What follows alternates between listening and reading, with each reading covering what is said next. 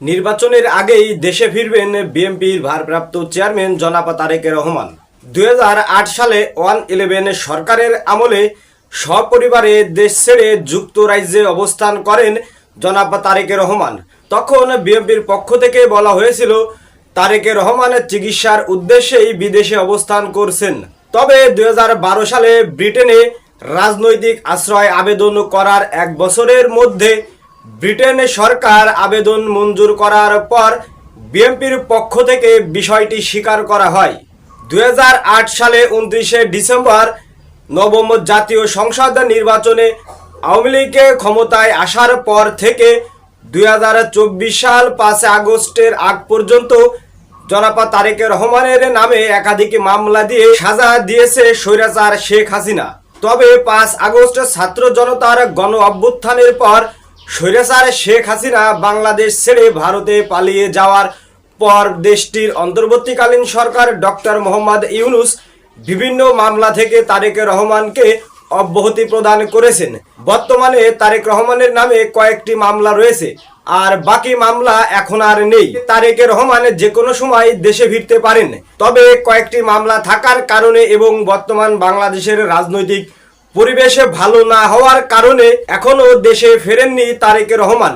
তবে যে কোনো সময় দেশে ফিরবেন। বাকি মামলা থেকে নির্বাচনের আগেই খালাস পেলে বাংলাদেশে ফিরবেন জনাব তারেক রহমান।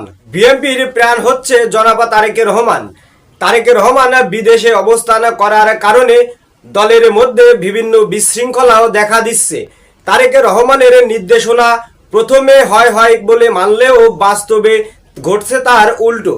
মুখে মুখে তারেক রহমানের সকল নির্দেশনা মেনে নিচ্ছে দলের নেতাকর্মীরা।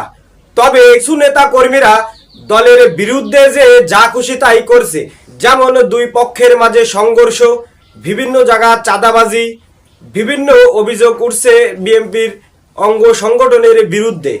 তবে জনাব তারেক রহমানের সরাসরি নির্দেশনা, বিএনপির নাম ভাঙিয়ে কেউ যদি চাঁদাবাজি সন্ত্রাসী করে তাকে পুলিশের হাতে তুলে দেওয়ার জন্য নির্দেশনা দিয়েছে জনাব তারেক রহমান। বিএনপির পক্ষ থেকে বারবার বলা হচ্ছে দলের নাম ভাঙিয়ে কেউ চাঁদাবাজি করবেন না, কেউ কারো সম্মান নষ্ট করবেন না, কেউ আওয়ামী লীগের মতো আচরণ ব্যবহার করবেন না। বাংলাদেশ থেকে ফ্যাসিবাদী দূর করার পর থেকে বর্তমান বাংলাদেশের সার্বিক পরিস্থিতি উন্নতির দিকে এগিয়ে যাচ্ছে। এরই মধ্যে বিএনপির কিছু ঘটনা যা দলকে পরবর্তীতে জনবিচ্ছিন্ন করে দিতে পারে, যার কারণে জনাব তারেক রহমান বারবার দলের প্রতি নির্দেশনা দিয়েছে। যদি নির্দেশনা মেনে চলে তাহলে আসছে জাতীয় নির্বাচনে বিপুল সংখ্যাগরিষ্ঠ ভোটের মাধ্যমে বিএনপি নির্বাচিত হবে, আর এই নির্বাচনের আগেই দেশে ফিরবেন জনাব তারেক রহমান। আজ এ পর্যন্ত, দেখা হবে পরবর্তী সংবাদে। তত সময় বাঙালির জাতীয় কণ্ঠস্বর 71 পত্রিকার চ্যানেলটি সাবস্ক্রাইব করে আমাদের সঙ্গেই থাকবেন। সবাইকে ধন্যবাদ জানিয়ে শেষ করছি। আল্লাহ হাফেজ।